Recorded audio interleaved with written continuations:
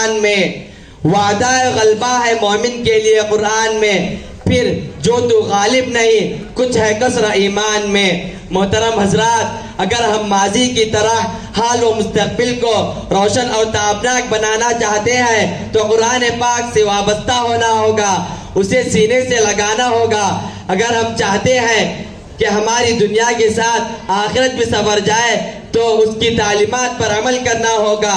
खुदा न खास्ता आज हमने अपने बच्चों को 2 पैसे के लालच में दीन से दूर रखा और हमारी नज़र उखरवी नेमतों के बजाय दुनियावी डिग्रियों पर रही, तो याद रखिए खुदा के यहाँ जवाब देना होगा।